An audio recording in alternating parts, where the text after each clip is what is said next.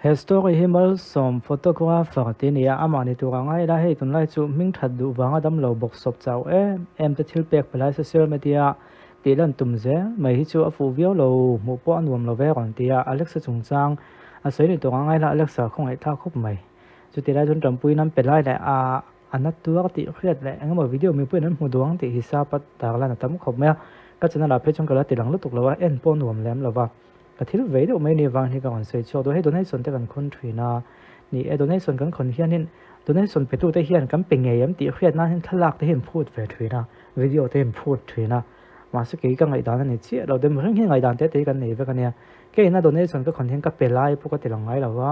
tha pu ka langai he ka lawa tu tu nge pe pu ka te langai lo he donation thatin do thoyang ka khona a sing khat sing ni sing khat sang ret ti bok vel sanga te te pon yang chu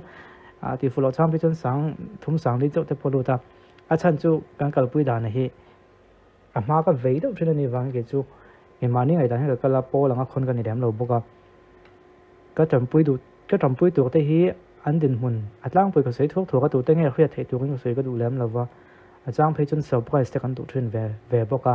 tin donation kon tho tu te hi private in lom thu kan khrian ni maya he mi te han kon tho e ka ti lang ti dan hi tu ka ti lam lo boka tin hei kam pe tu e ti hi kam pe fel tu e ti post me hi thwa ka ti kam pe lai le ti zong zong ti dan khang hi tu ka ti lam lo boka zong zong min ring zo lo wa a e ru ngan nge he me khing han ti le chong khat chong tu donation kha pek lo me tu ne kan khin ngam na pek me tu ti te ka din na ni wangin ke donation kon ve hi chu mot lem thei khop maya ama ko chu a kon pe chin pe ko hi chu pathian na khriang chu an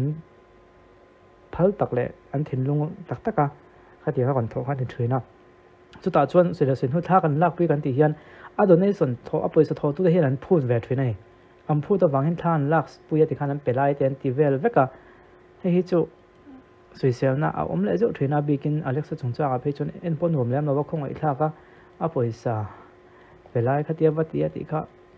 entertainer chun ni te me ma se me dam lo lai te chu ting ka lo ve ve thina he ma som photographer ti hana kon sei chia a ve yom ko te hi ka kon roi ek khwa ma ne hi dikhani chu wang chon donation kan khona kam pe kan ti doi thokop mai kan rin zo zong he a kam pe a thawek maya ama ko thran khate chu ti dan vek te chu lo angam o donation lo tam pha nan ti tu te mo tar lan te po hi fu beram o te ka ngai tua poisa hi kan du bang ni line poisa ai hu zok thil tam tak hi om ve a ke ka chana ka ngai tua kadam lo mel chiat lai berte le ka khal sat champui ngai zo kam pum huwa patar lan ngai lai te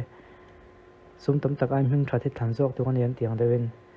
zo kam mi pui ma poisa tam tak ka don thena tu ka ta na kam hming chiat vek le ka lan moi lo zong tak lan ai chuanin ti de ka ngai tu ni chu ma ko chu ngai dan hin ang lova ka pum dan hin pom dan ni vek don chong lova ama ko chu pakhatin hey story on status on man ta ka chuan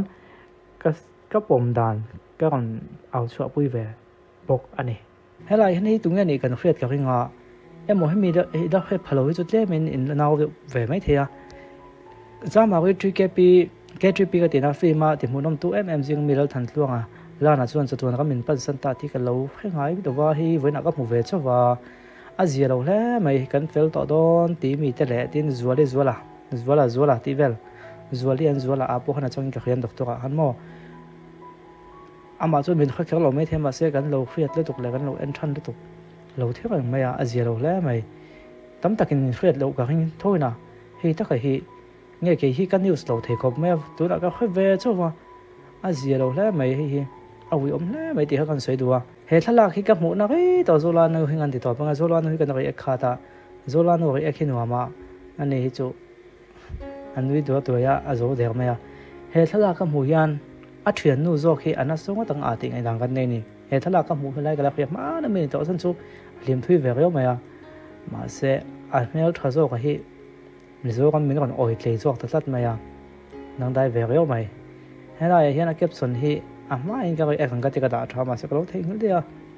intinge je kan ti chuan ka school ka la hi post ve khum teng kum so pa sari ka ni lai kha ne ya ka thianu nen hian school kan school ka lai chu kan la ba ka chan chu kan hel that bang pon ni lavin class plan bo kan kha da wang nge lo ngai om ve khop mai ron tia smiley te ron ta kan fiam thuwa zolanu bo ka siam ma chang ne ka wanga chang ne kan siam le tu da phe chu len zolanu kon te man pon views po nga thei to lo mi hen nga ya kan nei to จุดยังครบจนปัลได้เวตอนนี้ก็คือทาวเวคันเพื่อมันนี่โซลาโนเดียงเห็นทาวเวลไม่ตอบว่าส่วนที่ข้าตอบข่าวนั้นกันมาไงโอ้แล้วกันวิดีโอที่ชัวร์ที่เป็นสปอนเซอร์ทรินตู้แหละที่ไม่เตียงช่วงที่วิดีโออันมีสปอนเซอร์ในวิดีโอที่โปรเดียงจู่ต่อไปเงินดาทรินะ